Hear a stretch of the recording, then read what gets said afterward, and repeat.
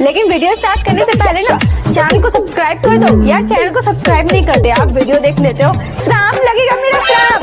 Channel को subscribe करो अभी इसी वक्त, नहीं तो पक्का गर्लफ्रेंड नहीं पटेगी, सिंगल मरोगे तुम, single. Presented by DMP music. आई भैया, हम धर्मेश यादव नेपाल में बड़े भैया खेसारी लाल यादव जी के प्रोग्राम रहल स। कोरोना महामारी के कारण पुलिस वाला ना जाए दिहलन, जौना में खेसारी लाल भैया के 1 से 1.5 करोड़ के घाटा भइल। ओहला टेंशन नहीं खे, बस ये बात के टेंशन बा जे खेसारी भैया से मिले खातिर गइल रहे और ना मिल पैलस, जौन जनता के दिल पर ठेस पहुँचल। तो आई यह गाना के माध्यम से हम आप सबके खेसारी लाल यादव भैया के दिल के दर्द सुनाओ तनी, आप सब जरूर सुने। पुलिस वाला जाए नदी हलस हो, पुलिस वाला जाए नदी हलस, सो में उनका गाड़ी के। पुलिस वाला जाए नदी हलस, सो में उनका गाड़ी के। माफ कर दो पब्लिक लोग भैया खेसारी के, माफ कर दो जनता लोग भैया खेसारी के।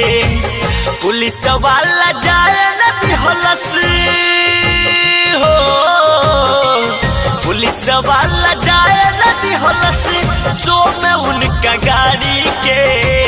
पुलिस वाला जाए नदी हलस, सो में उनका गाड़ी के। माफ कर दो पब्लिक लोग भैया खेसारी के, माफ कर दो जनता लोग भैया खेसारी के।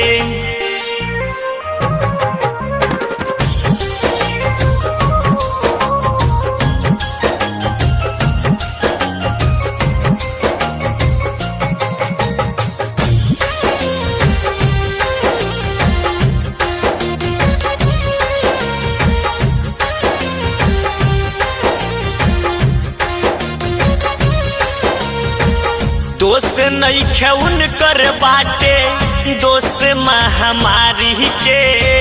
ठीक नहीं कैल तुहनी जा रही के गाड़ी के। अरे भैया, अरे उनकर कहाँ दोस्त रहे हो।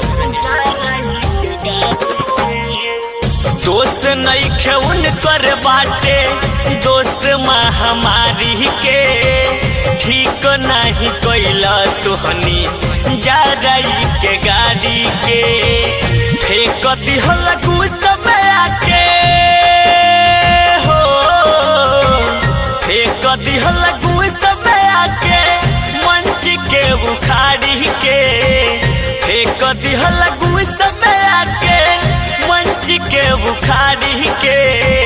माफ कर दो पब्लिक लोग भैया खेसारी के, माफ कर दो जनता लोग भैया खेसारी के।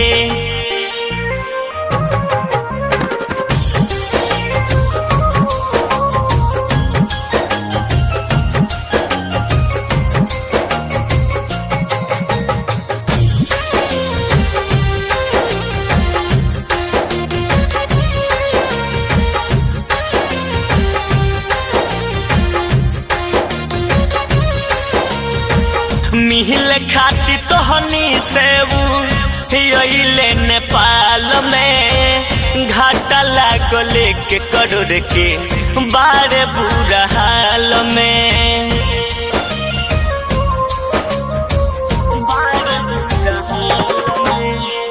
मिहिल खाती तोहनी से अइले नेपाल में। घाटा लागल 1 करोड़ के बारे बुरा हाल में।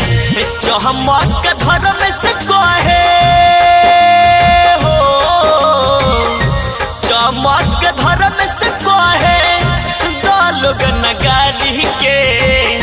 चमक धर्म से कहे दो लोग नगारी के। माफ कर दो पब्लिक लोग भैया खेसारी के। माफ कर दो जनता लोग भैया खेसारी के। DMP recording studio Delhi.